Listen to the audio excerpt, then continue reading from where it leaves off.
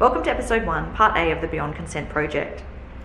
When we spoke to young people about respect and consent, the theme of safety was common, though the context in which it was spoken was different. This part focuses on the theme of safety in relation to respect.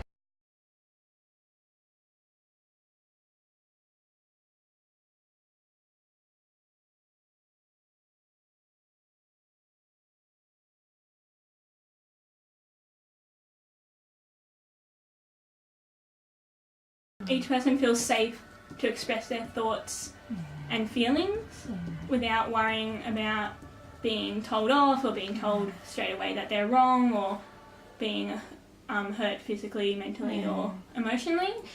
I mean, for me, I don't know, like it's always been like a, you sort of test the ground to begin with, and you might try and have the conversation, and like I feel like I've got a pretty good innate sense of what's okay and what's not okay. So I know with like some of my past boyfriends, there would have been conversations that I wouldn't have even touched because I kind of just knew within me that wasn't something that they would even talk about.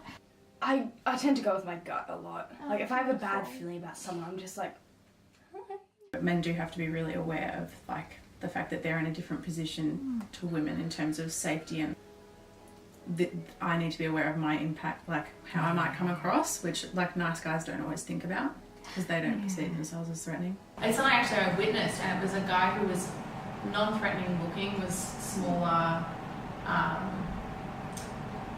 and he was coming on to one of my friends, and he actually he crossed a lot of boundaries and got away with it and thought it was fine because he came off as non-threatening. Like it's not something that a 6'2" guy could have done without being pulled up on it. Like we had male friends around us, like I had to get my boyfriend at the time to come and sit with us to get this guy to go away. Literally, I was like yelling at him and he thought it was fine. He thought it was funny.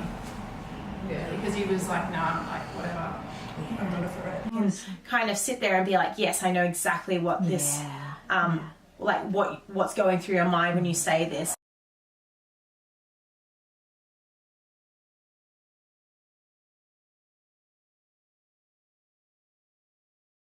I definitely hadn't considered a lot of, I mean I had wondered, but I hadn't sort of thought about what it might be.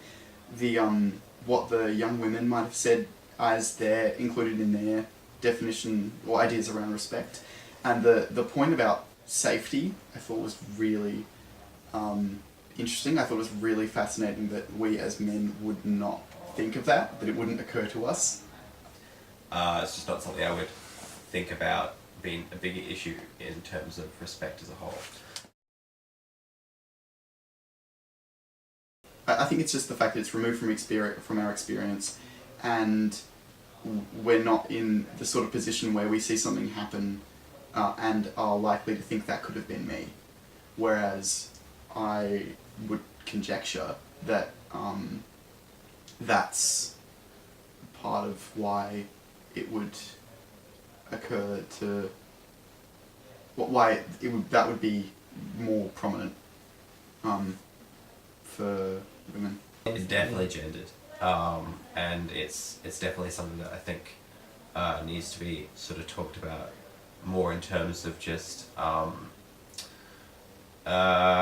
mean definitely at the recently there's just a lot of victim blaming, and we need to put just general safety and what men need to do, that even if they're not an unsafe person, that we don't know each other just in general, and so when you meet someone for the first time, if I meet someone for the first time, I'm a man, they don't know me, I could be anyone, so they might feel unsafe just because of something I say or something I do, and I need to also be aware that I can have that effect on people. Having like a deep conversation with like the girls actually made me like open up, and it felt so good because like I thought that I was the only one that felt like this with relationships, but when we had like a group discussion, when they said stuff, I'm just like, oh, I'm not the only one, like this is absolutely normal to feel like that. It should be a conversation we have more often.